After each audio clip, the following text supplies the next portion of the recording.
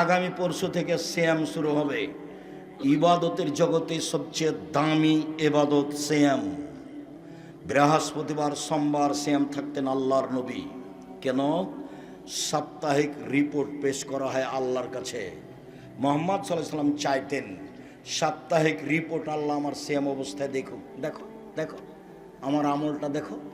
এই যে সোমবার আজকে সিয়াম ছিলাম, নাও। বৃহস্পতিবারে সিয়াম থাকবেন, নাও রিপোর্ট নাও, দেখো সিয়াম অবস্থায়। সিয়াম অবস্থায় রিপোর্ট দেওয়া কে ভালোবাসতেন? মুহাম্মদ সাল্লাল্লাহু আলাইহি ওয়াসাল্লাম। বাৎসরিক রিপোর্ট সিয়াম অবস্থায় দেওয়া কে ভালোবাসতেন? মুহাম্মদ সাল্লাল্লাহু আলাইহি ওয়াসাল্লাম। তাই একটানা 15 দিন সিয়াম থাকবেন। পরশু দিন থেকে শুরু করবেন সিয়াম, একটানা 15 দিন, একটানা 15 দিন সিয়াম থাকবেন। আরাফার একদিন সিয়াম থাকবেন, আগে পরে 2 বছরের পাপ ক্ষমা। মুহররমের 2 দিন সিয়াম থাক, আরাফার একদিন সিয়াম থাকবেন, আগে পরে 2 বছরের পাপ ক্ষমা। মুহররমের 1-2 দিন সিয়াম থাকবেন, বিগত 1 বছরের পাপ ক্ষমা। প্রতি মাসে 3 দিন সিয়াম থাকবেন, সারা বছর সিয়াম পালন করে জানে কি হয় তাই হবে। রমজানের সিয়ামের পরে শাওয়ালের 6টা সিয়াম থাকবেন, সারা বছর সিয়াম পালন করে জানি কি হয় তাই হবে। যুলহিজ্জার 1 থেকে 9 তারিখ পর্যন্ত সিয়াম থাকবেন। ইবাদতের জগতে সবচেয়ে গুরুত্বপূর্ণ ইবাদত হলো যুলহিজ্জার 1 তারিখ থেকে 10 তারিখ পর্যন্ত। 10 তারিখ তো হলো কুরবানির দিন। অতএব 9 দিন পর্যন্ত একটানা সিয়াম থাকতে অভ্যাসী হবেন। মানুষের মতো মানুষ হওয়ার চেষ্টা করেন, একটু ইবাদত করেন। কেন দোকানপাটে বসে এভাবে সময় কাটছেন? নিজেকে একটু মানুষ মনে করছেন না কেন? গরু ছাগল কেন মনে করছেন? পশু প্রাণী কেন মনে করছেন? ইবাদতের জগতে সবচেয়ে ভিন্ন ধরনের ইবাদত হলো সালাত। সালাত এমন একটি ইবাদত যার উপরে নির্ভর করে অন্যান্য ইবাদত। সালাত একটি এমন ইবাদত যার উপরে নির্ভর করে অন্যান্য ইবাদত। আল্লাহর নবী পরস্পর 2টি মাস সিয়াম পালন করতেন না, তবে শাবান আর রমজান।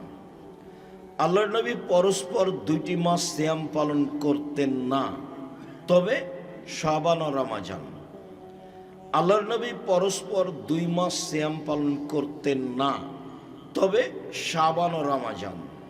মানে রমজানের সিয়াম তো ফরজ করবেই, কিন্তু শাবানও প্রায় পুরো শাবান সিয়াম থাকতেন।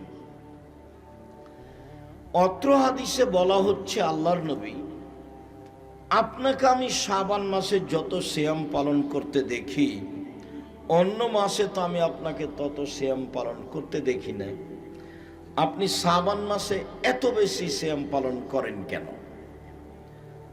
তখন আল্লাহ রাসূল বলছেন, দেখো বাৎসরিক রিপোর্ট পেশ করা হয় আল্লাহর কাছে শাবান মাসে, আর আমার মনটা চায় যে আমার যখন রিপোর্ট আল্লাহর কাছে পেশ করা হবে তখন আল্লাহ দেখুক যে আমি সিয়াম আছি। দেখো আমার রিপোর্টটা দেখো, সিয়াম অবস্থায় দেখো। এই জন্য আমি বেশি বেশি শাবান মাসে সিয়াম থাকি। আর রাসূল সাল্লাল্লাহু আলাইহি সাল্লামের জানা ছিল না সেদিন কোন দিন, যার কারণে বেশি বেশি রাখতেন রিপোর্টটা ধরার জন্য।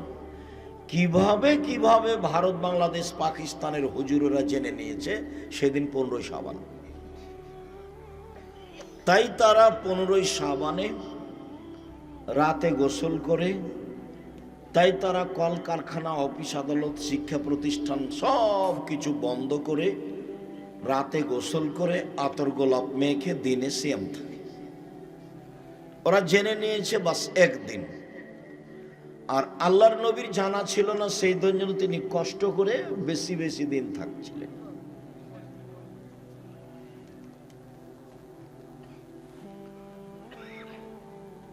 সম্মানিত দিনী ভাই বোন, ইবাদতের জগতে সবচেয়ে দামি গুরুত্বপূর্ণ ইবাদত সিয়াম। ইবাদতের জগতে সবচেয়ে দামি গুরুত্বপূর্ণ ইবাদত হলো সিয়াম। আবু সাঈদ খুদরি রাদিয়াল্লাহু তাআলা আনহু বলেন, রাসূল সাল্লাল্লাহু আলাইহি ওয়াসাল্লাম বলেছেন, মান সামা ইয়াওমান ফি সাবিলিল্লাহ বাদাল্লাহু ওয়াজহানিন নারি সাবিনা খরিফা। কেউ যদি আল্লাহকে সন্তুষ্ট করার জন্য একদিন সিয়াম থাকে, তাহলে আল্লাহ তাকে জাহান্নাম থেকে 70 বছরের পথ দূরে সরিয়ে দেবেন। অফি রিওয়ায়াতিন, অন্য এক বর্ণনায় এসেছে, রাসূল সাল্লাল্লাহু আলাইহি সাল্লাম বলেছেন, মান সামা ইয়াওমান ফি সাবিলিল্লাহ বাদাল্লাহু ওয়াজহাহু আন মাসিরাতে আম। কেউ যদি একদিন আল্লাহকে সন্তুষ্ট করার জন্য সিয়াম থাকে, তাহলে আল্লাহ তাকে জাহান্নাম থেকে 100 বছরের পথ দূরে সরিয়ে দিবেন। অন্য এক বর্ণনায় এসেছে, মান সামা ইয়াওমান ফি সাবিলিল্লাহ জালাল্লাহু বাইনাহু ওয়া বাইনান নারি খান্দাক কামা বাইনাস সামাই ওয়াল আরজ। কেউ যদি আল্লাহকে সন্তুষ্ট করার জন্য একদিন সিয়াম থাকে, তাহলে ব্যক্তির মাঝে আর জাহান্নামের মাঝে একটা গর্ত তৈরি করা হবে, যে গর্তের ব্যবধান হলো আকাশ জমিনের ব্যবধান, মানে 500 বছরের পথ। 3টা হাদিসের সমন্বয়ে বলি, একদিন সিয়াম থাকলে জাহান্নাম সরে যাবে আপনার থেকে 70 বছরের পথ। 2, একদিন সিয়াম থাকলে আপনি সরে যাবেন জাহান্নাম থেকে 100 বছরের পথ। 3, একদিন সিয়াম থাকলে আল্লাহ আপনাকে জাহান্নাম থেকে সরিয়ে দিবে 500 বছরের পথ। সব মিলে ফলাফল কি? সব মিলে যে সিয়াম থাকবে সে জান্নাত পাবেই। সিয়ামের বিনিময় জান্নাত। যদিও ইবাদতের জগতে সবচেয়ে শক্তিশালী, ক্ষমতাধর, পাওয়ারফুল ভিন্ন ধরনের ইবাদত হলো দান। দানই একটা থেকে আরেকটা ঘটাতে পারে যা অন্যান্য ইবাদত পারে না। সালাত আদায় করে জান্নাত পাওয়া যায়, জান্নাত কিনা যায় না। সিয়াম পালন করে জান্নাত পাওয়া যায়, জান্নাত কিনা যায় না। হজ করে জান্নাত পাওয়া যায়, জান্নাত কিনা যায় না। দান এমন একটা ইবাদত যা দিয়ে জান্নাত কিনা যায়।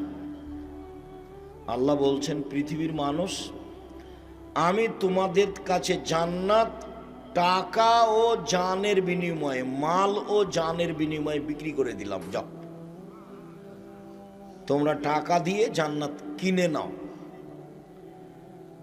আর দান এমন একটা ইবাদত যা দিয়ে বালা মুসিবত, বিপদ আপদ দূর হয়ে যায়।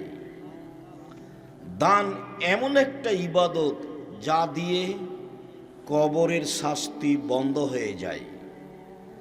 দান এমন একটা ইবাদত যা দিয়ে মরা মানুষের পাপ মিটে যায়। আপনি আপনার বাপ মা মারা গেছেন, তাদের নামে দান করবেন, তাদের পাপ মিটে যাবে। হাদিস বুখারী মুসলিম। দান এমন একটা ইবাদত ও মানুষের পাপকে মিটিয়ে দিতে পারে, পানি যেমন আগুনকে নিভিয়ে দিতে পারে। দান এমন একটা ইবাদত আল্লাহর রাগকে মিটিয়ে দিতে পারে। ইন্না সাদকাতাস সিররে তুতফিউ গাযাবার রাব্বি। নিশ্চয় গোপন দান আল্লাহর রাগকে মিটিয়ে দেয়। দান এমন একটা ইবাদত যা বিচারের মাঠে দলিল হিসাবে আসবে। দান এমন একটা ইবাদত বিচারের মাঠে আপনাকে ছায়া করার জন্য আসবে। হাত্তা ইউকজা বাইনান নাস, যতদিন পর্যন্ত মানুষের মাঝে বিচার শেষ না হবে ততক্ষণ পর্যন্ত আপনি দানের ছায়াতলে থাকতে পাবেন। এ কথা মুহাম্মদ সাল্লাল্লাহু আলাইহি সাল্লাম বলেন। সালাত আপনার ছায়া হিসাবে আসবে না, সিয়াম আপনার ছায়া হিসাবে আসবে না, হজ আপনার ছায়া হিসাবে আসবে না, তাসবিহ তাহলিল জিকির আজকার আপনার ছায়া হিসাবে আসবে না। সম্মানিত দিনী ভাই বোন, বলছিলাম যে মানুষ এমন পশু প্রাণী হয়ে গেল, গরু ছাগল হয়ে গেল, নিম্ন শ্রেণীর মানুষ হয়ে গেল, দল সংগঠন নিয়ে এমনভাবে ব্যস্ত হয়ে গেল, একজন আর একজনকে মানুষই মনে করে না, চাঁদাবাজি, রাহাজানি, অন্যায়, অবিচার। মনে পড়ে না? কতদিন বললাম না? মনে পড়ে না? আমি বলে দিই। রাতে একজন সাহাবী বলছেন যে আমি রাসূলের কাছে অজুর পানি আর মেশক নিয়ে এসেছি। আমরা রাতে আছি, রাসূলের সাথে আছি, তো আমি রাতের এক পর্যায়ে অজুর পানি আর মেশক নিয়ে এসেছি। তো আল্লাহ রাসূল এটা দেখে খুশি হয়ে গেছেন। বাহ, তোমার তো বুদ্ধি আছে, ভালোই তো, ঠিক আছে ঠিক আছে, সালমাস এটা চাও, চাও কিছু চাও, কি চাও চাও, আমি খুব খুশি হয়েছি, যা চাইবা তাই দিয়ে দেবো। তখন সাহাবী বলছেন, আসআলুকা মুরাফাতাকা ফিল জান্নাহ, আপনার সাথে জান্নাতে থাকতে চাই। যেমন বলা তেমন উত্তর, চাও চাও কিছু চাও, খুব খুশি আমি, চাও। বলছে আপনার সাথে জান্নাতে থাকতে চাই। তখন আল্লাহ রাসূল বলছেন, আওয়া গায়রা জালেক, না না না না না, এটা নয় এটা নয়, অন্য কিছু চাও, অন্য কিছু চাও। তখন সাহাবী বলছেন, হো আজাকা, ওটাই চাই, ওটাই চাই। তখন আল্লাহ রাসূল বলছেন, দেখো, ইন্নী বিকাসরাতি সুজুদ আলা নাফসিক, তুমি একটু আমাকে সাহায্য করো, বেশি বেশি সিজদা করে তাহাজ্জুদ পড়ো, তাহলে আমি কাউকে এমনি পাশে নিয়ে থাকতে পারবো না। একটু বেশি বেশি করে তাহাজ্জুদ পড়ো, সিজদা করো বেশি, আমি চেষ্টা করব তোমাকে সাথে নিয়ে থাকার। লোকটাকে নিজে বললেন, চাও চাও চাও কিছু চাও। তো সাহাবী বললেন, কি আর চাইবো, আপনার সাথে থাকতে চাই। না না না না, এটা না, অন্য কিছু চাও, অন্য কিছু চাও, ওটাই চাই। তখন বলছেন যে তাহাজ্জুদ পড়ো, না হলে নিয়ে থাকতে পারবো না, বিচারের মাঠে আপনাকে জান্নাতে আমি পাশে নিয়ে থাকতে পারবো না। আর এখন বলছেন সত্যবাদী বিশ্বস্ত ব্যবসায়ীরা বিচার মাঠে নবীদের সাথে থাকবেন। নেন এবার আর একটা শুনবেন। আল্লাহ রাসূল বলছেন, ইয়া মাশারাত তুজ্জার, ব্যবসায়ীরা শোনো, ইন্নাল বায়া ইয়াহজুরুল কিযবাল হালাব, ব্যবসাতে মিথ্যা কথা চলে আসে, কসম চলে আসে, ব্যবসাতে মিথ্যা কথা চলে আসে, কসম চলে আসে। ফাসুবহু বিসাদকা, তোমরা দান খয়রাত করে মিটিয়ে দাও, দান খয়রাত করে মিটিয়ে দাও।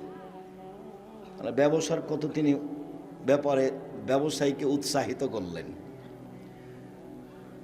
চকলেট বিক্রিও ব্যবসা, বাদাম বিক্রিও ব্যবসা, কলা বিক্রিও ব্যবসা, জাপান থেকে মাল নিয়ে এসে চট্টগ্রামে নামিয়ে ঢাকাতে নিয়ে আসা ব্যবসা। যখন আপনি সত্যবাদী ব্যবসায়ী, তখন এসব পথ, উপার্জনের পথ চারটে বাছাই করো। এই ছেলে, চারটেই যদি না পারো তাহলে বাপ বেটা কি করবে? ভিক্ষে। গেলে কেন ওখানে? মুখের চরিত্র ফুলের মতো পবিত্র বললে কেন? ওকে চিনো তুমি? পিছনে গেলে কেন? মানুষের বদনাম করো কেন? ইতর শ্রেণীর মানুষ বাপ বেটা মনে করো কি? আমি তো গালি দিতে আসিনি, আমি দুঃখিত। তুমি জাতির কাছে চাঁদা চাইলে কেন? তোমরা বাপ বেটা জাতির জন্য বোঝা, তোমরা জাতির জন্য ঘৃণিত মানুষ। তুমি লুটতরাজ, তুমি দাগাবাজ, তুমি ধোকাবাজ, তুমি জুয়াচোর, তুমি জোর করে চাঁদা আদায় করো, চাঁদাবাজ। এই জন্য জন্ম নিয়েছ। জাতির উপকার করিও। কিছুই যদি না পারো তো একটা বৃদ্ধ মানুষকে ধরে একটু রাস্তা পার করে দিও। কিছুই যদি না পারো তো একটা ভ্যান ঠেকে আছে, একটু পার করে দিও ধরে। কিছুই যদি না পারো তো পাশে একটা বৃদ্ধ মানুষ এসেছে, ওকে তুমি উঠে গিয়ে বসতে দিও। কিছুই যদি না পারো তো গাড়িতে একটা লোক ধরছে না, একটা বয়স্ক মানুষ এসেছে, তুমি আছো, তুমি নেমে গিয়ে বলো, চাচা আপনি যান, আমি পরে যাব, চাচা আপনি যান, আমি পরে যাব, আপনি যান। এটা করিও। কিছুই যদি না পারো, জাতির উপকার করো। দাগাবাজ হয়েও না, ধোকাবাজ হয়েও না, জুয়াচোর হয়েও না, চাঁদাবাজ হয়েও না। কেন এগুলো করবা? অবাক হয়ে যাই। লন্ডন অমুসলিম কাফেরদের দেশ, মোহাম্মদ সাল্লাল্লাহু আলাইহি সাল্লামের সব নিয়ম কানুন শিষ্টাচার নিয়ে নিয়েছে। একটা মেয়ে বোরখা পরে, 22 হাতের বোরখা পরে সারা দিন সারা রাত যদি ঘুরে, কেউ তাকে একটু কটু কথা বলতে পারবে না, মজাক করতে পারবে না। একটা মেয়ে যদি কাপড় ছাড়াই হাঁটে, গায়ে কাপড়ই না এমনি হাঁটছে, সারা দিন হাঁটলে কেউ তার দিকে বাঁকা চোখে তাকিয়ে কথা বলতে পারবে না। কথা বললেই 18 বছর জেল হবে। কতদিন জেল হবে? 18 বছর। খালি মেয়েটা যদি অভিযোগ করে তাহলে 18 বছর জেল হবে। যে দেশে বিবাহ নাই, যে দেশে জেনা কোনো ব্যাপার নয়, এরপরেও একটা মেয়ে খালি গায়ে হাঁটছে রাস্তাতে, কেউ যদি কোনো জায়গায় মজাক করে একটু উত্ত্যক্ত করে, মেয়েটা যদি পুলিশকে ডেকে বলে দেয় এর 18 বছর জেল হবে, মুখ খুলবে না, এর ভয় আছে 18 বছর জেল, মুখ খুলবে না। দুনিয়া উল্টে গেল, রাস্তাতে হাঁটছে ওর পাশাপাশি, তার সাথে একটু কথা বলবে না সাহস করে, তার নাম নিয়ম। এটাই মোহাম্মদ সাল্লাল্লাহু আলাইহি সাল্লামের নিয়ম। নিয়মটা ওরা নিয়ে নিয়েছে, আর ভোট পদ্ধতি ওরা করে না, আমাদের উপরে চাপিয়ে দিয়েছে। এসব গতিবিধি যত কিছু দেখছো, কোর্ট কাচারি অফিস আদালত সব কিছু, এইসব মোবাইলের ফাংশন ওদের হাতে। আমি এরকম কিছু দেখলাম না, তোমার হাতে মোবাইল। তোমাকে তো আমি বলছি 14 ঘন্টা বিমানে থাকলাম সিঙ্গাপুর এয়ারলাইন্স, সিঙ্গাপুর থেকে না লন্ডন পর্যন্ত, আমি কারো মোবাইলে আমি 3 বার এই বিমানের এ মাথা থেকে ওই মাথা, ওই মাথা থেকে এই মাথায় এসেছি, কারো মোবাইলে ল্যাংটা মেয়ের নাচা আমার চোখে পড়েনি। অথচ ওরাও মানুষ, ওরা হলো ইহুদি, ওরা হলো খ্রিস্টান, ওদের জান্নাত নেই, ওরা জান্নাতে যাবে না, ওদের দাঁড়ি পাল্লাই নেই বিচারের মাঠে। পাপ নেকির জন্য দাঁড়ি পাল্লার জন্য আগে বলতে হবে আমি সাক্ষ্য দিচ্ছি আল্লাহ ছাড়া কোনো মাবুদ নেই, মানে শিরক নেই। আমি সাক্ষ্য দিচ্ছি মোহাম্মদ আল্লাহর রাসূল, মানে বিদাত নেই। এই দুইটা সাক্ষী ছাড়া কারো পাপ নেকি বিচারের মাঠে ওজন হবে না। হিন্দুদের পাপ নেকি ওজন হবে না, তারা এটা সাক্ষী দেয়নি। ইহুদিদের পাপ নেকি ওজন হবে না, তারা এই সাক্ষী দেয়নি। খ্রিস্টানদের পাপ নেকি ওজন হবে না, তারা এই সাক্ষী দেয়নি।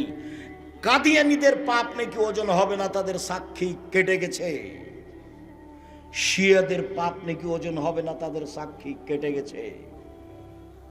তোমরা যারা নাটোরে বসবাস করছো, এরকম যদি দিনরাত বড় বড় শিরক করো, তাহলে সাক্ষী কেটে গেছে। কি বলি, দিনরাত আমাদের দেশের স্কুলে ছেলে মেয়ে বলছে ও কালিমা তোমার আকাশ, ও কালিমা তোমার বাতাস। আমি তো 30 বছর আগে বলেছি তোর বাপের আকাশ। কই কই আপনার ছেলে মেয়ে তো বললো না কোনোদিন ওর নাকি খুব মেধা ভালো, ও নাকি বড় ডাক্তার, ও নাকি বড় ইঞ্জিনিয়ার, ও নাকি সমাজের শিক্ষিত মানুষ। দুইজন মিলে তো খুব গল্প করলেন। কতদিন যে আপনার গল্প আমি বিমানে আর ট্রেনে শুনলাম, রাস্তাঘাটে খালি স্বামী স্ত্রী যাকে পাই তার সাথে গল্প করে। বন্ধু বান্ধবকে বলে দোস্ত শুনেছ আমার ছেলে তো গোল্ডেন পেয়েছে, আমার ছেলে তো বড় ডাক্তার। ঠিক আছে, বড় ডাক্তার মানে জানেন আপনি প্রায় ওই কোম্পানির ওষুধ লিখেছে যে কোম্পানি তাকে টাকা দিয়েছে, তখনও সে বড় ডাক্তার। ধোঁকাবাজ, ও ধোঁকাবাজ। চুরি করে তখনও বড় ইঞ্জিনিয়ার, ও হলো চোর, টাকাটাই লস। এখন বাপ বেটা মিলে আপনারা কেমন জানেন, বাপ বেটা মিলে চাঁপাইনবাবগঞ্জের ভাষাতে আমও গেল, ছালাও গেল, কাঁদতে কাঁদতে দুই চোখও গেল। জীবনটাই এটাই। সম্মানিত দিনী ভাই বোন, বলছিলাম আগামী পরশু থেকে সিয়াম শুরু হবে। ইবাদতের জগতে সবচেয়ে দামি ইবাদত সিয়াম। বৃহস্পতিবার সোমবার সিয়াম থাকতেন আল্লাহর নবী। কেন? সাপ্তাহিক রিপোর্ট পেশ করা হয় আল্লাহর কাছে। মুহাম্মদ সাল্লাল্লাহু আলাইহি ওয়াসাল্লাম চাইতেন সাপ্তাহিক রিপোর্ট আল্লাহ আমার সিয়াম অবস্থায় দেখো, দেখো দেখো আমার আমলটা দেখো। এই যে সোমবার আজকে সিয়াম ছিলাম, নাও বৃহস্পতিবারে সিয়াম থাকবেন, নাও রিপোর্ট নাও, দেখো সিয়াম অবস্থায়। সিয়াম অবস্থায় রিপোর্ট দেওয়া কে ভালোবাসতেন? মুহাম্মদ সাল্লাল্লাহু আলাইহি ওয়াসাল্লাম। বাৎসরিক রিপোর্ট সিয়াম অবস্থায় দেওয়া কে ভালোবাসতেন? মুহাম্মদ সাল্লাল্লাহু আলাইহি ওয়াসাল্লাম। তাই একটানা 15 দিন সিয়াম থাকবেন। পরশু দিন থেকে শুরু করবেন সিয়াম, একটানা 15 দিন, একটানা 15 দিন সিয়াম থাকবেন। আরাফার একদিন সিয়াম থাকবেন, আগে পরে 2 বছরের পাপ ক্ষমা। মুহররমের 2 দিন সিয়াম আরাফার একদিন সিয়াম থাকবেন, আগে পরে 2 বছরের পাপ ক্ষমা। মুহররমের 1-2 দিন সিয়াম থাকবেন, বিগত 1 বছরের পাপ ক্ষমা। প্রতি মাসে 3 দিন সিয়াম থাকবেন, সারা বছর সিয়াম পালন করে জানে কি হয় তাই হবে। রমজানের সিয়ামের পরে শাওয়ালের 6টা সিয়াম থাকবেন, সারা বছর সিয়াম পালন করে জানি কি হয় তাই হবে। যুলহিজ্জার 1 থেকে 9 তারিখ পর্যন্ত সিয়াম থাকবেন। ইবাদতের জগতে সবচেয়ে গুরুত্বপূর্ণ ইবাদত হলো যুলহিজ্জার 1 তারিখ থেকে 10 তারিখ পর্যন্ত। 10 তারিখ তো হলো কুরবানির দিন। অতএব 9 দিন পর্যন্ত একটানা সিয়াম থাকতে অভ্যাসী হবেন। মানুষের মতো মানুষ হওয়ার চেষ্টা করেন, একটু ইবাদত করেন। কেন দোকানপাটে বসে এভাবে সময় কাটছেন? নিজেকে একটু মানুষ মনে করছেন না কেন? গরু ছাগল কেন মনে করছেন? পশু প্রাণী কেন মনে করছেন? ইবাদতের জগতে সবচেয়ে ভিন্ন ধরনের ইবাদত হলো সালাত। সালাত এমন একটি ইবাদত যার উপরে নির্ভর করে অন্যান্য ইবাদত। সালাত একটি এমন ইবাদত যার উপরে নির্ভর করে অন্যান্য ইবাদত। শুনুন, সিয়াম দামি ইবাদত, এ কথাই ঠিক। যদি সালাত না থাকে তাহলে সিয়াম কেটে দেওয়া হবে, বাতিল। হজ বড় ইবাদত, হজ কবুল হলে লোকটা হয়ে যাবে সেদিনের মতো যেদিন তার মাতাকে জন্ম দিয়েছে, নিষ্পাপ হয়ে যাবে। কিন্তু সালাত নামাজ না থাকলে হজকে কেটে দেওয়া হবে, এটা বাতিল। সবচেয়ে শক্তিশালী ক্ষমতাধর পাওয়ারফুল ইবাদত হলো দান। যদি সালাত আদায় না করে তাহলে এটা কেটে দেওয়া হবে, তার নাম সালাত। মুহাম্মদ সাল্লাল্লাহু আলাইহি সাল্লাম বলেন,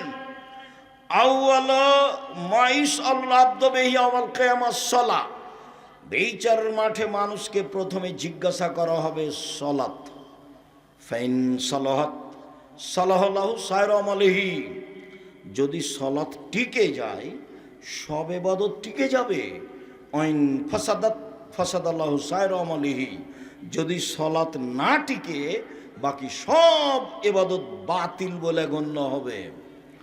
আবু হুরায়রা রাদিয়াল্লাহু তাআলা আনহু বলেন, রাসূল সাল্লাল্লাহু আলাইহি ওয়াসাল্লাম বলেছেন, সালাত 3 ভাগে বিভক্ত। আত-তাহুর সলসুন, ওযু হলো 3 ভাগের 1 ভাগ। আর রুকু সলসুন, রুকু হলো 3 ভাগের 1 ভাগ। আর সুজুদ সলসুন, সিজদা হলো 3 ভাগের 1 ভাগ। ফামানা দাহাবে হাক্কেহা, যে এই 3টে ঠিক ঠিক আদায় করলো, কবিলাত সালাতুহু, তার সালাত কবুল করা হবে। অকবেলা সায়র আমলিহি, সব ইবাদত কবুল করা হবে। আইন রুদ্দাত আলাইহি সালাতুহু, যদি সালাত তার বাতিল করা হয়, রুদ্দা আলাইহি সায়র আমলিহি, সব আমল বাতিল। ইবাদতের জগতে সবচেয়ে বিরল ভিন্ন ধরনের ইবাদত হলো সালাত। এর কোনো আপোষ নেই। সব ইবাদতের আপোষ আছে। যেমন হজ, এবছর করব না, সামনে বছর করব, ঠিক আছে করেন, কোনো সমস্যা নেই, করলেই হলো, এই যে আপোষ। যাকাত 2 মাস আগেই দিব, দেন 1 মাস পরে দিব, দেন, এই যে আপোষ। সিয়াম রমজান, শরীরটা আজকে ভালো লাগছে না, কেমন কেমন লাগছে, ছেড়ে দেন, আর একদিন থাকেন, এই যে আপোষ। সালাত এরকম নয়। সালাত এমন একটা ইবাদত যা মানুষের সাথে আপোষ করে না। ওযু করে সালাত আদায় করতে হয়, পানি নেই। তায়াম্মুম করে সালাত আদায় করতে হবে, মাটি নেই। ওযু তায়াম্মুম ছাড়াই সালাত আদায় করতে হবে। কেবলার দিকে মুখ করে সালাত আদায় করতে হয়, কেবলা বোঝা যায় না, কেবলা ছাড়াই সালাত আদায় করতে হবে। দাঁড়িয়ে সালাত আদায় করতে হয়, দাঁড়িয়ে থাকা যায় না। বসে থেকে সালাত আদায় করতে হবে, বসে থাকা যায় না। শুয়ে থেকে সালাত আদায় করতে হবে। পরিষ্কার কাপড় পরে সালাত আদায় করতে হয়, পরিষ্কার কাপড় নেই। যেই কাপড়ে পেশাব পায়খানা লেগে আছে সেই কাপড় পরেই সালাত আদায় করতে হবে। পরিষ্কার ও অপরিষ্কার কোনো কাপড়ই নেই, আপনি কারণবশত উলঙ্গ হয়ে আছেন, এই উলঙ্গ অবস্থাতেই সালাত আদায় করতে হবে, করতেই হবে। মানুষের সাথে আপোষ করে না সালাত। গাড়িতে উঠে আছেন, ঠেলে ঠেল মানে না, শিকল ধরে আছেন, সালাতের টাইম পার হয়ে যাচ্ছে, এই অবস্থায় সালাত আদায় করতে হবে। পৃথিবীর এক ব্যতিক্রম ভিন্ন ধরনের বিরল ইবাদত সালাত। সম্মানিত দিনী ভাই বোন, এই কারণে ইমাম আহমদ ইবনে হাম্বল রাহিমাহুল্লাহ বলেছেন, অলসতা করে কেউ যদি সালাত ছেড়ে দেয় তাহলে তাকে জবে করতে হবে, হত্যা করতে হবে। ইমাম আবু হানিফা রাহিমাহুল্লাহ বলেছেন, কেউ যদি অলসতা করে সালাত ছেড়ে দেয়, সালাত ছেড়ে দেয়, তাহলে তাকে জেলখানায় বন্দি করে পিটিয়ে সালাত আদায় করাতে হবে। আরবি বিদ্বানেরা বলছেন এখন যে স্বামী সালাত আদায় করে, স্ত্রী করে না, স্ত্রী করে স্বামী করে না, তাহলে বিভাগ কেটে গেছে। চেয়ারম্যান লাগে না, মেম্বার লাগে না, খাতা কলম লাগে না, কাজী লাগে না, এমনিতেই গেছে। আরবি বিদ্বানেরা আরো বলছেন যে এ অবস্থায় যদি লোকটা মারা যায় তাহলে তার জানাজা হবে না। তারা আরো বলছেন যে এই লোকটাকে মুসলমানের কবরস্থানে কবর দেওয়া হবে না, ওকে হিন্দুদের শ্মশান ঘাটে ফেলে দিতে হবে। এইভাবেই কলম লিখেছে। পৃথিবীতে এক ব্যতিক্রম ইবাদত হলো সালাত। সংক্ষিপ্তভাবে আপনাকে বললাম, কোরআন হাদিসের হুবাহু অনুবাদ না করেই আল্লাহ যেভাবে আদেশ করেছেন, নবী যেভাবে আদেশ করেছেন, তাতে সালাত আদায় করতেই হবে। এরপরে দেখি যারা সালাত আদায় করে না তারা কেমন। রাসূল সাল্লাল্লাহু আলাইহি ওয়াসাল্লাম বলেছেন, বাইনাল আবদি ওয়া বাইনাল কুফরি তারকুস সালাহ। মুসলমান এবং কাফেরের মধ্যে পার্থক্য হচ্ছে সালাত ছেড়ে দেওয়া। যে সালাত আদায় করে সে মুসলমান, যে সালাত আদায় করে না সে কাফের।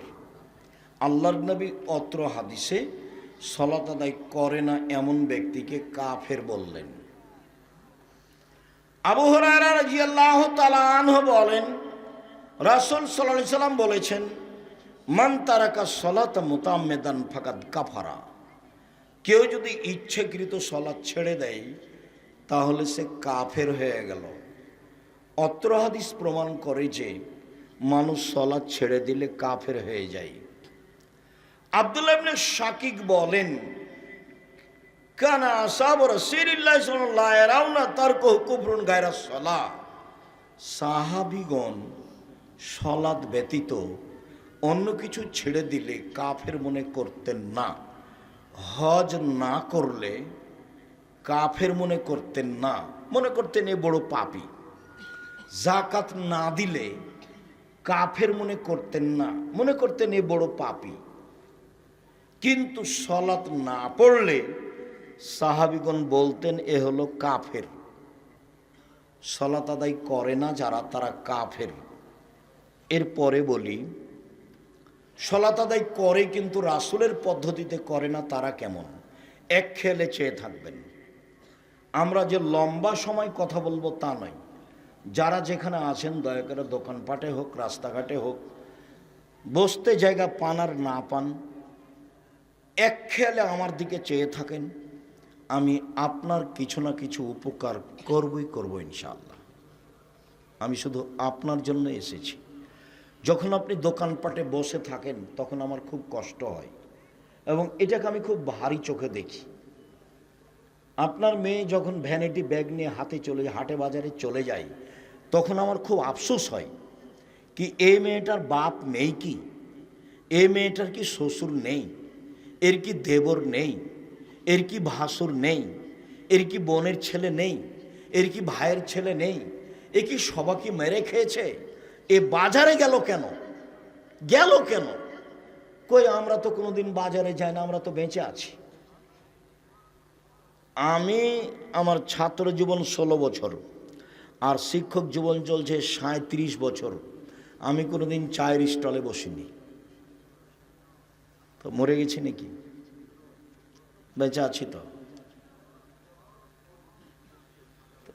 আপনি যখন চায়ের স্টলে বসে গল্প করেন, আমি যখন গাড়ি নিয়ে পাশ দিয়ে আপনার চলে যাই, তখন আমার আফসোসের শেষ থাকে না।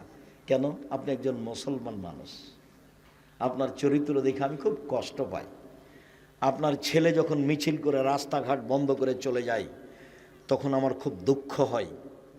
তখন আমি আর কিছু শেষ পর্যন্ত তখন বলি কিছু না পেয়ে, আল্লাহর নবী এদেরকে বলেছেন, এরাই হলো ইতর শ্রেণীর মানুষ, এরাই হলো গাইবান্ধার, রংপুর, পঞ্চগড়, ঠাকুরগাঁ, লালমনিরহাট, নীলফামারী, ওদের ভাষায় বেন্যার বাচ্চা বেন্যা। এরাই হলো চাঁপাই নবাবগঞ্জের ভাষায় ছোট লোকের বাচ্চা ছোট লোক। ঢাকার ভাষাটা আমি মুখে বলতে পারলাম না। এরকম কিছু মনে মনে সিদ্ধান্ত ছাড়া আপনার ছেলেকে দেখে আমার মনটা আর কিছু বলে না, খুব আফসোস হয়। কি পড়লো এ, আর বাপই তাকে কি পড়ালো?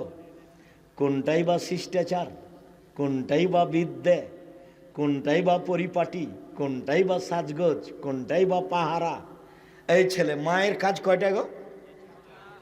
এক, বিদ্যে; দুই, শিষ্টাচার; তিন, পরিপাটি, সাজগোজ করে রাখা; চার, পাহারাদার। কোনটা করেছে তোমার মা? তোমার চুলটা শুধু ওপর দিকে আছে, ছাতা হে, সব দিকে চাঁচা আছে। এইটা কোন সাজগোজ বলো তো দেখি? তোমার মা আছে, তোমার মাকে দেখো। আমি আফসোস করে বলছি, তোমার মা, এটা আমি বিশ্বাস করি, কিন্তু আমার মনটা চাই যে তুমি চাচি বলে ডাকবা। তোমার মাকে বলবা চাচি, তোমার মা যদি বলে একই কথা, তখন তুমি বলবা আম্মা দুঃখিত, কি আর বলি, আপনাকে চাচি বলতে আব্দুর রাজ্জাক বিন ইউসুফ বলেছে। কেন? যে আমার মাথার চুল এরকম হয়ে আছে সেই জন্য। কেন? যেমন প্যান্টটা টাকনোর নিচে আছে সেই জন্য। এই যে আমার বোন নখ বড় করে রেখেছে সেই জন্য। দেখেন, আপুকে ডাকেন, তুমি বলবে তোমার আম্মাকে, আপুকে ডাকেন, আপুকে ডাকেন, দেখেন আপুর নখটা কি হয়ে আছে, বড় হয়ে আছে। নখে কি আছে? নেইল পালিশ আছে। ও তো ইহুদি খ্রিস্টানদের পতিতালয়ের মেয়েদের বৈশিষ্ট্য। ইহুদি খ্রিস্টানদের পতিতালয়ের মেয়েদের বৈশিষ্ট্য, ভরু তোলে চিকন করা আছে। তুমি বলো তোমার মাকে যে আপুকে ডাকেন। আপনাকে যদি মা বলে ডাকি তো গুনাহ হবে। আপনাকে যদি আম্মা বলে ডাকি তাহলে কি হবে? গুনাহ হবে, যে আপনি তো মা নন। মা তো এইরকম, এই পিঠের চামড়া তুলে দেবো। কোথায় গেছিলে? পাহারাদার। তখন কেমন বলেছি? পাহারাদার মানে ওর মা ফরজ সালাত আদায় করেছে বাড়িতে, সুন্নাত পড়তে যাবে, আল্লাহু আকবার বলতে যাবে, তখন ছেলে বলছে আসসালামু আলাইকুম। এই মা সুন্নাত পড়তে পাবে না, সুন্নাত বন্ধ করে বলবে, আহমদ দেরি হলো কেন? 20 মিনিট এশার সালাতের পরে মসজিদ থেকে আসতে দেরি হলো কেন? এইটা তল্লাশি চালানো মায়ের ফরজ। আর এই সুন্নাত, আপনি এখন বলেন মা সুন্নাত বাদ দিয়ে ছেলের তল্লাশি চালাবে না সুন্নাত পড়বে? সুন্নাত পড়তে পাবে না। কি করবে মা? তল্লাশি চালাবে। কেন? মা কাকে বলে? পাহারাদার, স্টিল পাহারাদার। এ কথা আমি বলিনি, দেখো এটা মুহাম্মদ সাল্লাল্লাহু আলাইহি সাল্লাম বলেছেন। তোমার মা দায়িত্ব পালন করে না, তুমি একটু সহযোগিতা করো তোমার মায়ের দায়িত্ব পালনের। তুমিও সন্তান। আমি যতবারই বলি তুমি তোমার মাকে খালা বলে ডাকো, এটা মানাবে না, তুমি তোমার মাকে আম্মা বলেই ডাকো। আমি দুঃখে বলেছি, আফসোস করে বলেছি, এটা আমার মৌলিক কথা নয়। তোমাকে দেখলে, তোমার অবস্থা দেখলে, তোমার বোনের অবস্থা দেখলে আমার আফসোস হয়। সব আফসোসটা তোমার বাপের ওপরে, তোমার মায়ের ওপরে হয়। সম্মানিত দিনী ভাই বোন, আল্লাহ তাআলা বলেন ফাওয়াইলুল লিল মুসাল্লিন, যারা সালাত আদায় করে ঠিকঠাক সুন্দর করে না, ওদের জন্য অয়েল নামক জাহান্নাম সুনিশ্চিত। ওরা সালাত আদায় করেও জাহান্নামে যাবে। রাসূল সাল্লাল্লাহু আলাইহি সাল্লাম বলেন, যে ব্যক্তি ঠিক মতো সালাত আদায় করলো, বিচারের মাঠে তার জন্য সালাত আলো হবে, বাঁচার মাধ্যম হবে। যদি সময় মতো রুকু সিজদা ভালো করে সালাত আদায় না করে, তাহলে সে বিচারের মাঠে ফেরাউনের সাথে থাকবে। পৃথিবীতে সবচেয়ে বড় বদ মানুষ ফেরাউন। পৃথিবীর ইতিহাসে এত বড় বদ মানুষ কেউ জন্ম নেয়নি। ফেরাউনই বলেছে একবার মুসা আলাইহিস সালামকে, মুসা লাইন ইত্তাখাযতা ইলাহান গায়রি লাজালান্নাকা মিনাল মাসজুনিন, তুমি যদি আমাকে বাদ দিয়ে কাউকে আল্লাহ বলো, তাহলে আমি ফেরাউন তোমাকে জেলখানায় বন্দি করে দেব। এই ফেরাউনই একবার মুসা আলাইহিস সালামকে বলেছেন, মুসা মা আলিমতু লাকুম মিন ইলাহিন গায়রি, আমি ব্যতীত তোমাদের আর কোনো আল্লাহ আছে এই কথা আমি জানি না। এই ফেরাউনই একবার মুসাকে বলেছে, মুসা আনা রাব্বুকুমুল আলা, আমি হচ্ছি তোমাদের সবচেয়ে বড় আল্লাহ, আমি হচ্ছি তোমাদের সবচেয়ে বড় প্রতিপালক। এগুলো ফেরাউনের ভাষা। এইরকম ভাষা পৃথিবীতে অতীতের কারো নেই। ফেরাউনের ব্যাপারে আল্লাহর একটা বক্তব্য আছে। আল্লাহ বলছেন, ফেরাউন আলিয়াউমা নুনাজ্জিকা বিবাদানিকা লিতাকুনা লিমান খালফাকা আয়া, তোমার শরীরটা আমি রেখে দিলাম ফেরাউন, কিয়ামত পর্যন্ত তোমার শরীর মাটিতে খাবে না, তোমার শরীর পশু প্রাণী খাবে না, মাছ হাঙ্গর পানির কোনো কিছু তোমাকে খাবে না, তোমাকে দেখে মানুষ উপদেশ গ্রহণ করবে। এই কথা আল্লাহ ফেরাউনের ব্যাপারে বলেছেন, পৃথিবীর কোনো মানুষের ব্যাপারে বলেননি।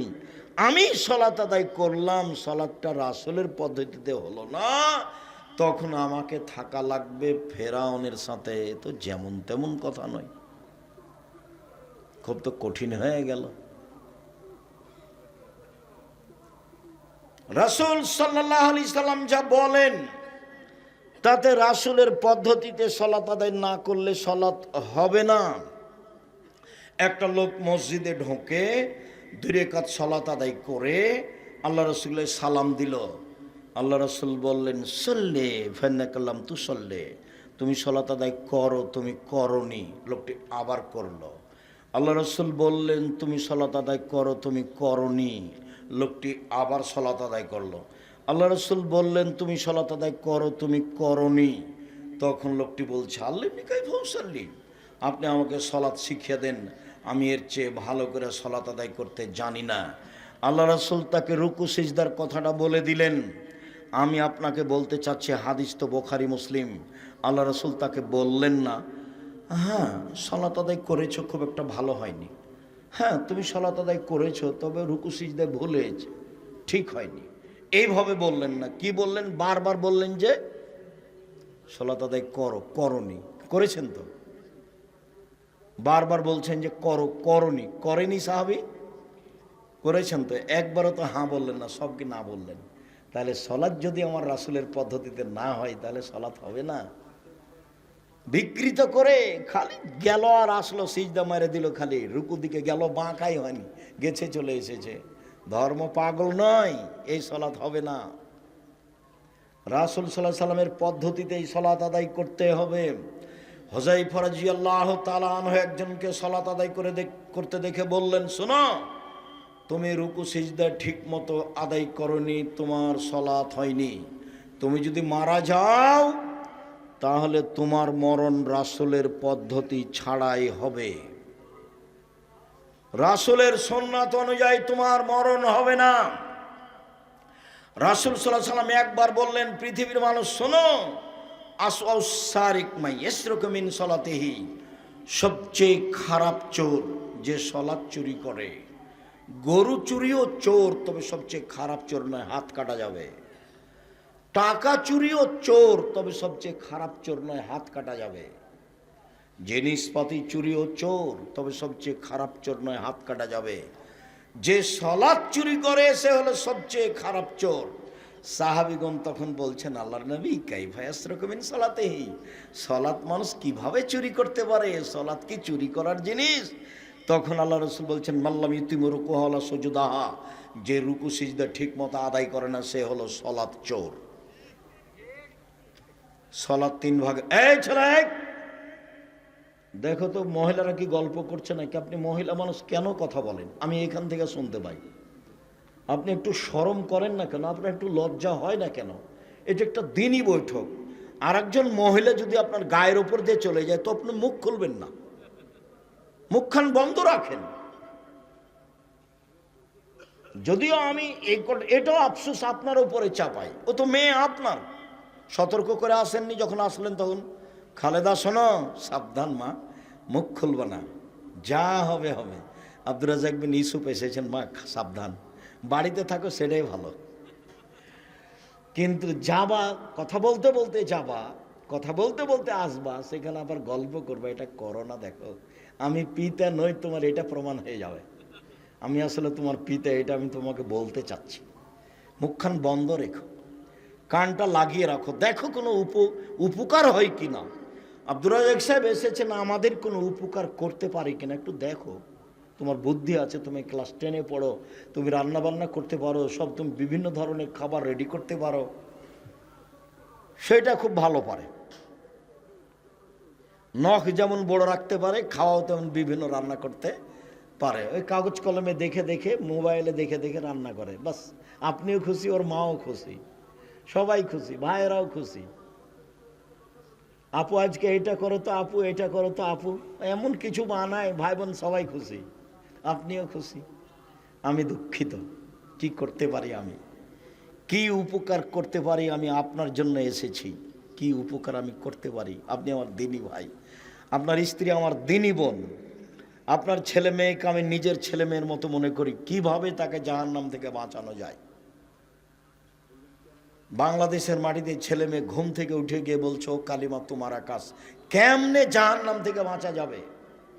আমি বলিনি, আমি বলবো না, আমার ছেলে মেয়েকে আমি বলতে দিই না। দেহের সংস্থাকালীন ঠাকুরের গান বলবো না। ঠাকুর বাঙালিদের শত্রু, ঠাকুর মুসলমানের শত্রু, ঠাকুর ঢাকা বিশ্ববিদ্যালয়ের শত্রু, ঠাকুর জাতির শত্রু। ভারত বাংলাদেশ পাকিস্তানের মুসলমান যেদিন ইংরেজদের হাতে নির্যাতিত, সেদিন ঠাকুর লন্ডনে মুচ পাকায়, সেই ঠাকুরের গান আমি বলবো? আমার মুসলমান ভাই বোন কি এই দীর্ঘ 100 বছর থেকে এমন কাউকে জন্ম দিতে পারেনি যে বাঙালি ছেলে মেয়েদের জন্য একটা গান তৈরি করবে? এমন কি ছেলে নাই? এমন কোন শিক্ষিত মানুষ এদেশে নাই? কত কোটি মানুষ এখন? 18 কোটি মানুষ। 18 কোটি মানুষের কারো ছেলে মেয়ে নাই একটা যার মুখের গানটা একটু চলে স্কুলে? ছি ছি ছি ছি ছি ছি ছি, নাউজুবিল্লাহ মিন জালিক। মনে রেখো, আমি আব্দুর রাজ্জাক বিন ইউসুফ দেহে সংস্থাকালীন ঠাকুরের গান মুখে উচ্চারণ করব না। ঠাকুরের গান আমি বলার জন্য জন্ম নিইনি, ঠাকুরের গানকে উৎখাত করার জন্য জন্ম নিয়েছি। সিলেট কোর্টে উপস্থিত হলাম, 5,000 কোটি টাকার মামলা। কি আমি বলেছি, ও কালিমা তোমার আকাশ, ও কালিমা তোমার বাতাস, তোর বাপের আকাশ। এই কথা বলে আমি ঠাকুরের নিন্দা করেছি, তাই মানহানির মামলা। কাঠগড়ায় যখন দাঁড়ালাম তখন জজ আমাকে বলছে, আপনি কি পিস টিভির আলোচক? আমি বললাম জি। আপনার মামলাটা খারিজ করে দিলাম। আমি ঠাকুরের নিন্দা করিনি। ঠাকুর আবার কে? আরে ঠাকুর তো হিন্দু মানুষ, ঠাকুর আবার কে? ঠাকুরের গান আমি গাইবো কেন? ঠাকুরকে আমি জপবো কেন? অসম্ভব হতে পারে না। আমার দেহে সংস্থা গেলে নেতা করতে পারি না। আমি মুসলিম চির রণবীর, মরণকে করি না ভয়, মরলে শহীদ বাঁচলে গাজী আমার উভয় সমান। মরাও যতটুকু, বাঁচাও ততটুকু, মরলেও জান্নাতি বাঁচলেও জান্নাতি, উভয় আমার সমান। আমি মুসলিম চির রণবীর। আমি ঠাকুরের গানকে কবর দিতে এসেছি, ওকে জাতির সামনে রাখতে আসেনি। ঠাকুর আবার কে? সম্মানিত দিনী ভাই বোন, বলছিলাম রাসূল সাল্লাল্লাহু আলাইহি সাল্লাম যা বললেন তাতে রাসূল সাল্লাল্লাহু আলাইহি সাল্লামের পদ্ধতিতে সলাত না হলে সলাত হবে না। কিভাবে পড়তে হবে? আল্লাহ রাসূল বললেন, সাল্লু কামা রাআইতুমুনি উসাল্লি, তোমরা সলাত আদায় করো যেভাবে আমাকে সলাত আদায় করতে দেখছো। বুখারী মুসলিম। আল্লাহ রাসূল কি বেঁচে আছেন মদিনায় গিয়ে একটু দেখে আসবো রাসূল কিভাবে সালাত আদায় করছেন। আল্লাহ নবী যে বললেন, পৃথিবীর মানুষ তোমরা সালাত আদায় করো যেভাবে আমাকে করতে দেখছো। তা আমরা কি মদিনায় গিয়ে রাসূলকে দেখে আসবো? এখন কি তিনি বেঁচে আছেন? তাহলে পদ্ধতি কি, পরামর্শ? আমার পক্ষ থেকে 3টে পরামর্শ। এক,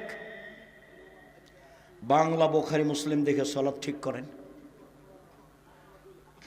এ দেখবেন না, ব্র্যাকেট দেখবেন না, আর টিকা দেখবেন না। বুঝাতে পারিনি কথা। বাংলা বুখারী দেখবেন, মুসলিম দেখবেন, কিন্তু কি দেখবেন না? ব্র্যাকেট দিয়ে যেটা ঘেরা লেখা আছে ওটা দেখবেন না। আর কি দেখবেন না? টিকা দিয়ে নিচের দিয়ে যেটা লেখা আছে সেটা দেখবেন না। তাহলে রাসূলের সালাতটা হুবাহু বুঝতে পারবেন যে এটাই রাসূলের সালাত, কোনো সন্দেহ নেই। 3টা পরামর্শ। 2, রিয়াজুস সালেহিন নাম শুনেছেন? এটা অনেক দিন পরে লেখা হয়েছে, 500 হিজরির দিকে। রিয়াজুস সালেহিন প্রায় সব হাদিসই ঠিক, প্রায়। এইখান থেকে সালাত ঠিক করেন, এইটা আমার আন্তরিক অনুরোধ। 3, আমার পরামর্শ, বাঙালি ভাই বোন যারা সালাতের উপরে বই লিখেছেন তাদেরটা পড়েন। আমি আব্দুর রাজ্জাক বিন ইউসুফ ভাষা জানি না, পড়াশোনা জানি না, কোনো রকম করে ছেঁচড়া মেচড়া করে কিছু করি আর বলি। সেই সুবাদে আমি লিখেছি রাসূল সাল্লাল্লাহু আলাইহি সাল্লামের সালাত মানাম প্রচলিত সালাত। আমি একবারে হাতে নাতে, হাতে খড়ির মতো করে যেভাবে রাসূল সাল্লাল্লাহু আলাইহি সাল্লামের সালাতটাকে বাংলা ভাষায় একবারে হুবাহু সাজানো যায় সেভাবে সাজিয়েছি। একটু পড়ে দেখেন আপনি, তাতে যেগুলো জাল হাদিস, জৈব হাদিস সেগুলো না করা আছে। এটা আমার পরামর্শ। আর আগের 2টা আমার অনুরোধ। কি দেখে বই সালাত ঠিক করবেন? বাংলা বুখারী মুসলিম, তারপরে রিয়াজুস সালেহিন, এটা আমার অনুরোধ। আর শেষেরটা আমার পরামর্শ। বাঙালি ভাই বোনদের দেখেন, দেখতে পারেন আপনার বিশ্বাস হলে। পরামর্শে আমি আব্দুর রাজ্জাক বিন ইউসুফ আপনাকে খুব কাছে থেকে সালাত শিখিয়ে দেওয়ার জন্য রেখেছি, লিখেন। আর সব বক্তব্য আপনি এই উপদেশ বইয়ে পাবেন। আর আবদুল্লাহর বইটা এখন দেখেন। আবদুল্লাহর কিন্তু আজকে প্রোগ্রাম, এটা আবদুল্লাহর প্রোগ্রামে আমি এসেছি। আপনারা যেভাবে জানেন, আমি অবশ্য রাস্তায় অবগত হলাম। আবদুল্লাহ গত শনিবার থেকে নিয়ে বৃহস্পতিবার পর্যন্ত এনটিভির বক্তব্য রেকর্ডিংয়ে ব্যস্ত আছে। কোন টিভি? এনটিভিতে বক্তব্য রেকর্ডিংয়ে ব্যস্ত আছে গত শনিবার থেকে নিয়ে সামনে বৃহস্পতিবার পর্যন্ত। যার কারণে আপনাদের সাথে সাক্ষাতে কিছু বলতে চাইলেও পারেনি। তখন আমি এসেছি, যদিও আপনাদের ভালো লাগলো না, তিতে লাগলো, যে যদিও আমিও আবদুল্লাহর বক্তব্য শুনতে চাই। আমার বক্তব্য তার বক্তব্য হলে আমার কাছে অনেক কথা ধরা পড়ে, যেটা আমি হাদিস বলেছি কিন্তু আমি এভাবে বলিনি, ওটা আমি বুঝতে পারিনি ওইভাবে। যেমন ওর মুখের বক্তব্য শুনে আমি সুদ কি জিনিস বুঝেছি। আমি তার আগে সুদের কত বক্তব্য দিয়েছি, কোরআন হাদিস এগুলো শক্তভাবে বলেছি, কিন্তু সুদকে আমি এভাবে বুঝতে পারিনি। একদিন বলছে যে সুদে টাকা কমে যায় কেন? আল্লাহ বলছেন সুদে টাকা কমে যায়, নবী বলছেন সুদ খেলে মানুষ নিঃস্ব হয়। তো আমরা তো বলে আসলাম, আমি এটাও বলেছি যারা সুদ খাবে তাদেরকে একদিন না একদিন ভিক্ষুক হতেই হবে। আমি এইভাবে বলে চলে গেছি, শেষ করেছি। আল্লাহ বলেছে সুদ খেলে টাকা কি হবে? কমে যাবে। আর আল্লাহ নবী বলেছেন সুদ খেলে মানুষ কি হবে?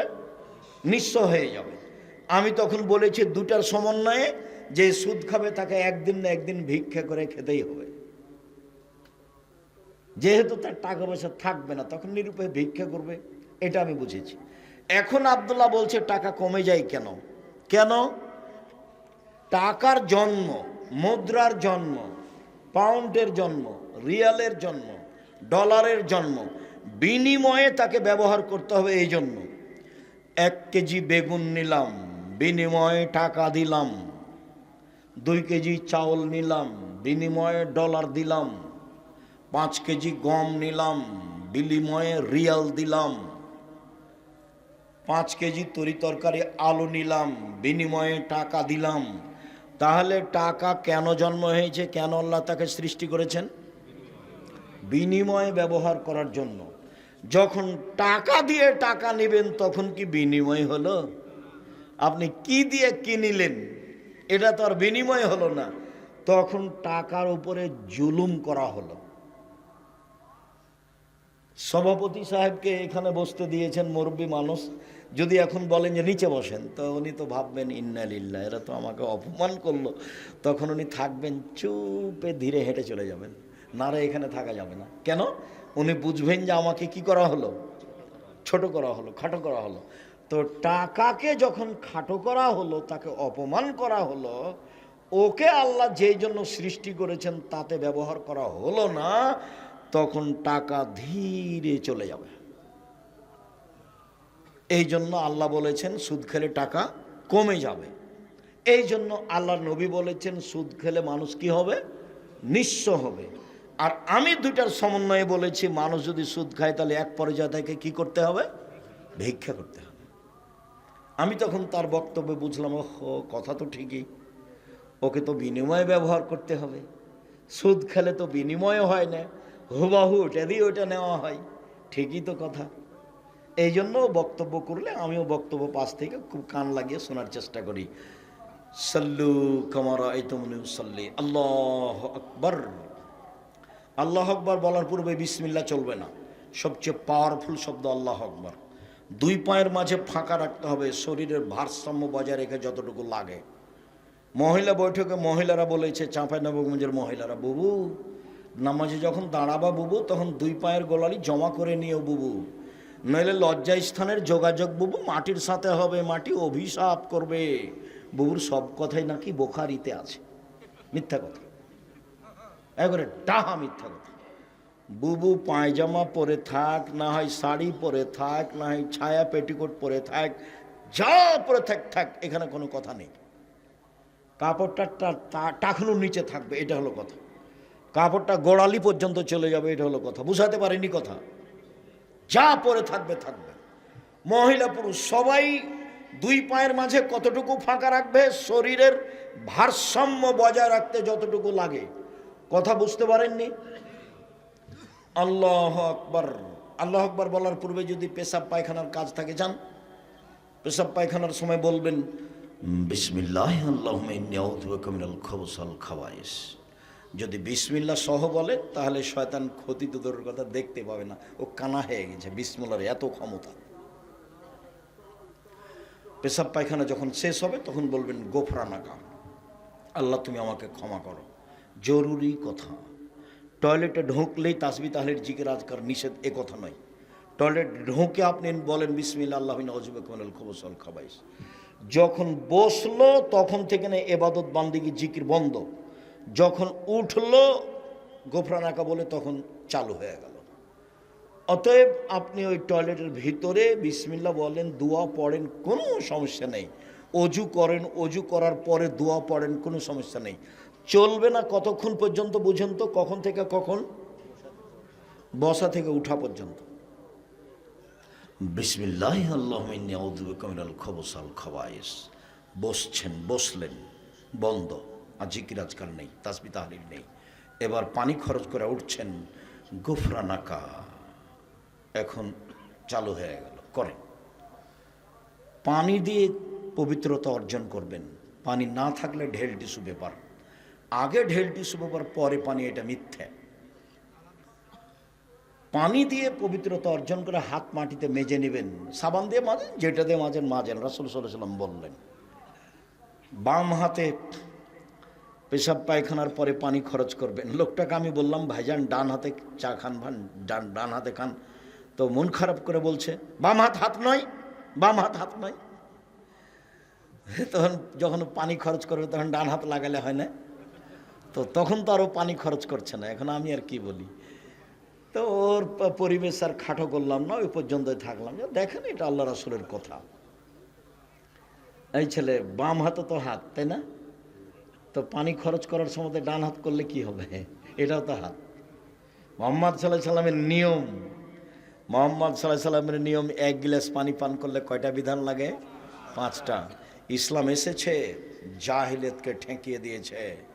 জাহেলিয়াত একটা নিয়ম কানুন ছিল, ইসলামে সে সব নিয়ম কানুন নতুন করেছে। যখন কোনো সরকার আসছে তখন বলছে আগেরটা বাতিল, ওরা চাঁদাবাজি করেছে আমরাও করব, ওরা করেছে আমরা এখন তাদের বিপরীত। তো রাসূল সাল্লাল্লাহু আলাইহি সাল্লাম বলছেন এক জাহেলিয়াত বাতিল, এখন মুহাম্মদ সাল্লাল্লাহু আলাইহি সাল্লামের সব নিয়ম চলবে। কার নিয়ম চলবে?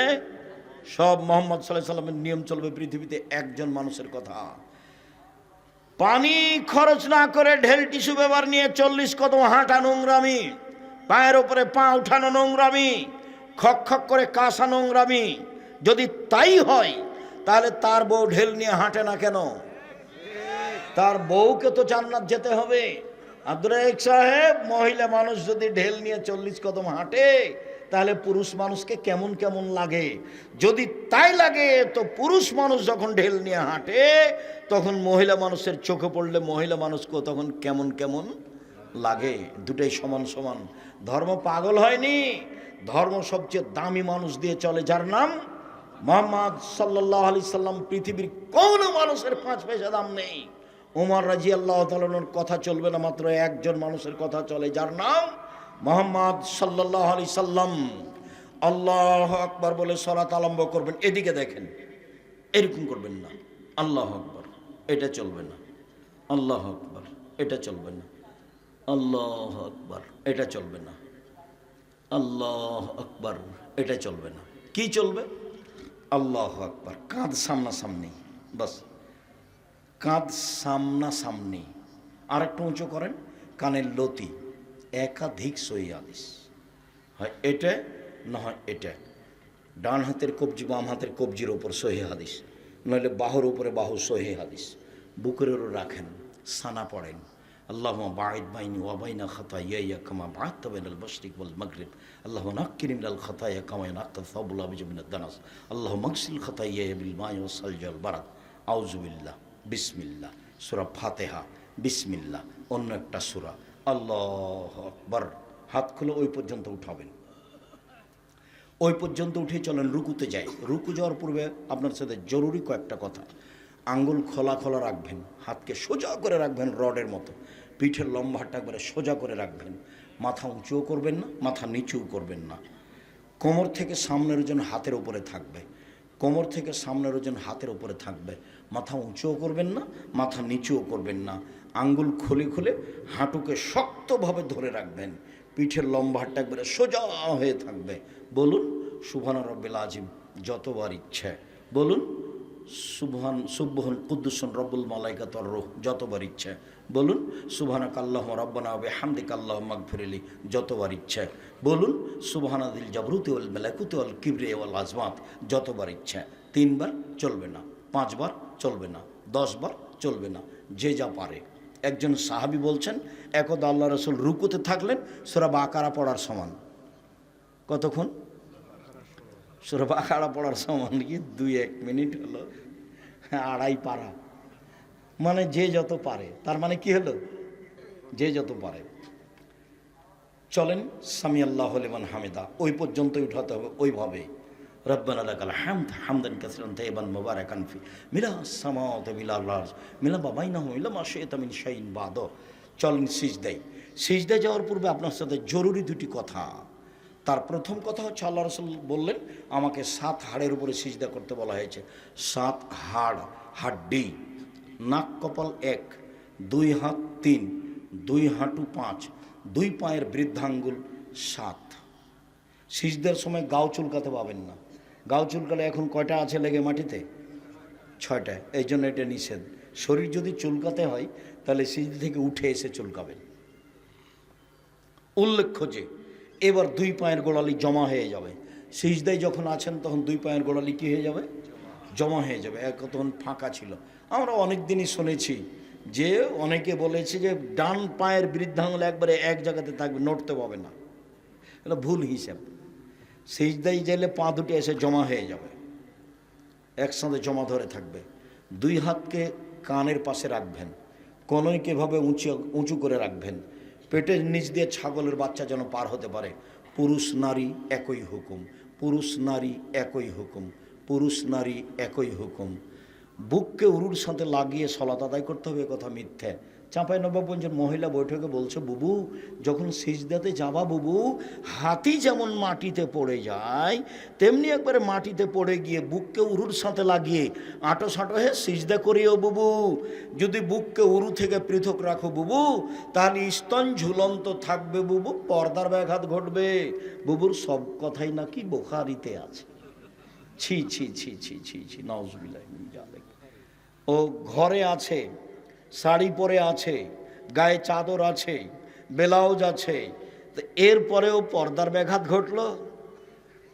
ওই আঁটো সাঁটো বোরকা পরে বাজারে গেল, ভ্যানিটি ব্যাগ ঘাড়ে করে, এতে পর্দার ব্যাঘাত ঘটলো না। এই মেয়ে, তুমি এই আঁটো সাঁটো বোরকা আজকে জ্বালিয়ে দিবা। আমি আব্দুর রাজ্জাক বিন ইউসুফ, তোমার কাছের মানুষ, তোমার আব্বার ফ্যামিলিকে আমি নিজের ফ্যামিলি মনে করি। তোমাদেরকে আমি জান দিয়ে প্রাণ দিয়ে ভালোবাসতে চাই। দেখো, জাতির যদি রাস্তাঘাট করে দিতে না পারি, জাতির যদি স্কুল কলেজ করে দিতে না পারি, জাতিকে চূড়ান্ত সঠিক ধর্ম দিতে পারবো ইনশাআল্লাহ। ধর্মের ব্যাপারে জাতিকে ফাঁকি দিয়ে পরকাল হারাতে রাজি নই। আমি চাচ্ছি তোমার আব্বার ফ্যামিলিটা রাসূল সাল্লাল্লাহু আলাইহি সাল্লামের পদ্ধতিতে গড়ুক। সবাই মরতে এসেছে, কেউ বাঁচতে আসেনি। অল্প দিন বাঁচতে এসে এগুলো করে বাঁচার চেষ্টা করিয়েন না, ভুল হিসাব। পুরুষ নারীর সলাতে কোনো পার্থক্য নেই। এইভাবে কোনো উঁচু করে থাকতে হবে যেন ছাগলের বাচ্চা পার হতে পারে। আপনি বলুন, আর পিঠের লম্বা হাতটা একবার আগিয়ে রাখবেন, জরুরি কথা। হাতের জামা জমা করা থাকলে খুলে দিতে হবে। পায়জামা নিচের দিকে জমা করা নিষেধ। যদি উঁচু করতে হয় পায়জামা কোথায় জমা করতে হবে? কোমরে। নিচে জড়ানো হারাম, নিচে জড়ানো নিষেধ, নিচে জড়ানো হারাম। হাত এভাবে জড়ে রাখতে পাবেন না। কেন? আল্লাহ রাসূল বলছেন এটা এরকম নিষেধ করা হয়েছে। মাথার চুল খোপা বাঁধা যদি থাকে মহিলাদের, তাহলে খোপা খুলে দিতে হবে। যদি বেনি গাঁথা থাকে তাহলে পিছন দিকে ছেড়ে দিতে হবে। সবকে সিজদায় যাওয়ার সুযোগ দিতে হবে। মাথার চুল যদি খোপা বাঁধা থাকে তাহলে খুলে দিতে হবে। নারী পুরুষ একই হুকুম, খোপা খুলে দিতে হবে। বেনি গাঁথা থাকলে তার নিজ গতিতে যাবে, কোনো সমস্যা নেই। সিজদায় বলুন সুবহান রাব্বিল আলা যতবার ইচ্ছে, বলুন সুবহান কুদ্দুসুন রব্বুল মালাইকাতুর রূহ যতবার ইচ্ছে, বলুন সুবহানাকা আল্লাহুম্মা রাব্বানা ওয়া বিহামদিকা আল্লাহুম্মা ইগফিরলি যতবার ইচ্ছে, বলুন আল্লাহুম্মা ইগফিরলি জামবি কুল্লাহু দিক্কা ওয়া জুল্লাহু ওয়া বলু আখিরুল নিয়াত সিররা। আরো যত দোয়া হাদিসের আছে সেগুলো বলুন। কি বলবেন? আল্লাহুম্মা ইন্নাকা আফুউন তুহিব্বুল আফওয়া ফা'ফু আন্নি। কি বলবেন? আল্লাহুম্মা ইন্না নাসআলুকাল হুদা ওয়াত তুকা ওয়াল আফাফা ওয়াল গিনা। আব্দুর রাজ্জাক সাহেব, জানাজার দোয়াটা আমি বলতে পারি? বলেন। কোরআনের আয়াত ব্যতীত যা পারবেন বলেন সিজদায়। উঠে আসেন, আল্লাহুম্মা ইগফিরলি ওয়ারহামনি ওয়াহদিনি ওয়াআফিনি ওয়ারযুকনি। আবার সিজদায় যান, উঠে আসেন। এ হলো এক রেকাত। এভাবে আরেক রেকাত। আত্তাহিয়াতের বৈঠক। বাম পায়ের পাতার উপরে বসবেন। পাতা বুঝেননি? বাম পায়ের পাতার উপরে বসবেন, ডান পায়ের গোড়ালি খাড়ো করে রাখবেন, আর বাম হাত হাঁটুর উপরে থাকবে, ডান হাত হাঁটুর উপরে থাকবে। কিভাবে থাকবে পরে বলছি। এইবার সালামের বৈঠক।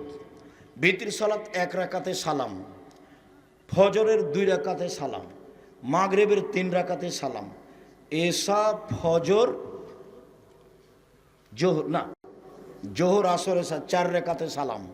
বাম পাকে একবারে ডান দিকে বের করে দিবেন, আর পিছনকে নিতম্বকে মাটির উপরে রাখবেন, আর ডান পা খাড়া করে রাখবেন। আঙ্গুলটা কেবলামুখী থাকবে। বাম হাতের আঙ্গুল জমা জমা করে হাঁটুর উপরে রাখবেন। ডান হাতের এই কনিষ্ঠ আঙ্গুল সহ 2টা জমা করে নেবেন। তৃতীয় আঙ্গুলের নখের উপরে পেট রাখবেন। করেন তো দেখি। মহিলারা আপনারা দেখতে পাচ্ছেন না, হ্যাঁ করে এসেছেন চলে গেছেন। আমার দিনী বোন, আপনারা আমি নিন্দা করতে চাইনি। আপনাকে আয়েশার মতো মনে করি, খাদিজার মতো মনে করি। নিজের সম্মান নিজে রক্ষা করুন। এইভাবে অবিরাম নড়বে। একবার ইল্লাল্লাহর সমাতে নড়বে, এরপর মানে জাল ভুয়া হাদিসও নেই, দুনিয়াতে কোনো হাদিসই নেই। সব সময় নড়বে, শয়তানকে আঘাত করা হবে। আত্তাহিয়াত, দুরুদ, দুআয়ে মাসুরা। এখন যা মুখস্থ আছে দোয়া, কোরআন মাজিদের হোক আর হাদিসের হোক, রব্বানা আতিনা ফিদ দুনিয়া হাসানাতাও ওয়া ফিল আখিরাতি হাসানাতাও ওয়া কিনা আযাবান নার। রব্বি ইন্নী যালামতু নাফসি ফাগফিরলি, যা মুখস্থ আছে। আর আমার একটা পরামর্শ আছে, বলেন তো সেটা কি? রব্বির হামহুমা কামা রাব্বায়ানি সাগীরা। সালাম ফিরা পূর্বে একটু বলেন। জি, সালাম ফেরার পূর্বে বলবেন, আগে পিছে হলে কোনো সমস্যা নেই। প্রথম তো তাশাহুদ, তাশাহুদ তো বুঝি। দ্বিতীয় হলো দুরুদে ইব্রাহিম। আর তৃতীয় আমরা চাঁপাইনবাবগঞ্জের মানুষ, আমরা বলি দোয়ায়ে মাসুরা, মানে তার দুইটা অংশ। একটা হলো আল্লাহুম্মা ইন্নী যালামতু নাফসি যুলমান কাসীরা, আর একটা হলো আল্লাহুম্মা ইন্নী আউযু বিকা মিন আযাবি জাহান্নাম ওয়া আউযু বিকা মিন আযাবিল কবর। এই দুটার পরে আপনি নিজের ইচ্ছা মতো দোয়ায় চলে যান। তবে আপনি আত্তাহিয়াত আর দুরুদ পড়ার পরে চলে যেতে পারেন। আপনি ইচ্ছা মতো দোয়া করেন, কোরআন হোক আর হাদিসের হোক, যা পারবেন করেন। আমি একটা পরামর্শ দিয়েছি, রব্বির হামহুমা কামা রাব্বায়ানি সাগীরা। আসসালামু আলাইকুম রহমতুল্লাহ। আসসালামু আলাইকুম রহমতুল্লাহ।